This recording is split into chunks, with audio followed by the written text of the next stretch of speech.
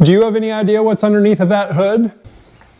You should, and you should also know how to open it. Otherwise, how are you going to take care of that vehicle? Welcome to Learn from Dad. I'm James. I'm going to show you how to get the hood open and some of the components that are underneath of it to make sure you understand what's in that engine bay. Now, depending on the age of your vehicle, you're typically going to open your hood from inside the cab.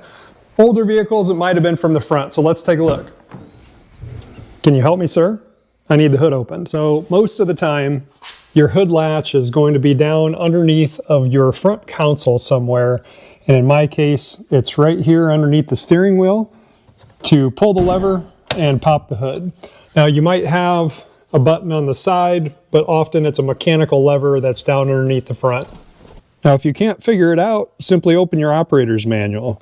See here, how to open hood.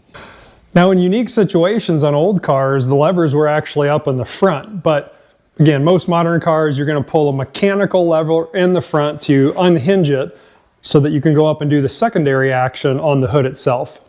So as you walk up to the hood, you'll always see underneath somewhere there's some kind of a secondary lever. So we loosened the hood, now we've got to get that secondary lever.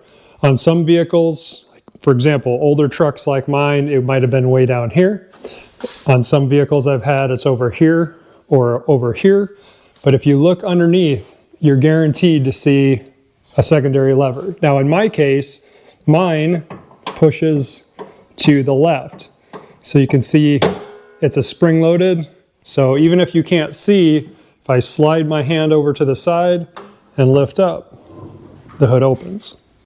Now most of the time, your hood is going to have one or multiple shock absorbers on it to help not only push that hood up, but hold it in place. So when you're getting underneath of the hood, particularly if you have an older vehicle, these shock absorbers, these little air cylinders have a tendency to wear out. I've had a hood come down on my hand before when it was here and I was almost stuck inside of it. So always use caution when you're underneath of here.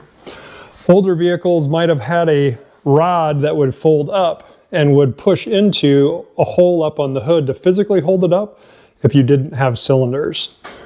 So reasons you might need to get underneath your hood, it's going to vary. It's a bunch of simple maintenance. It's things like checking the air filter, checking the coolant reservoir, checking the power steering fluid, maybe checking your engine oil or the transmission fluid, or adding windshield washer fluid. There's all kinds of reasons to get underneath the hood, so now you know how to get underneath. Now let's take a look at how to close it properly. Now while it's seemingly simple to open, it's important that you know how to close it as well. So I'm very tall, and in my situation, I can actually reach up and grab this hood, which is very high, but most people can't do that, depending on the vehicle. You may need to come around to the side and get a hold of it. Just remember, when you're pulling this down, those cylinders, once they get over a centered point, are going to try to pull that hood down. So make sure that your fingers are not here or up there.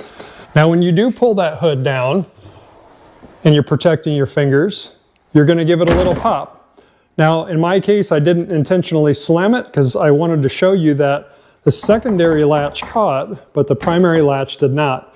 So when you get that hood down, it's always important to grab it and verify, can you pull it up? If you don't get your hood all the way down, in my case, I'm just going to open it back up and I'm going to slam it a little harder. I'm going to verify that it's latched down and we're good to go. So that's a seemingly simple task for a lot of people, but if you've never done it before, how are you supposed to get in and fill your windshield washer fluid?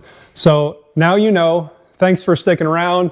Remember, learn from Dad. I'm James. Drop a comment down below, and we'll see you on the next video. Thanks.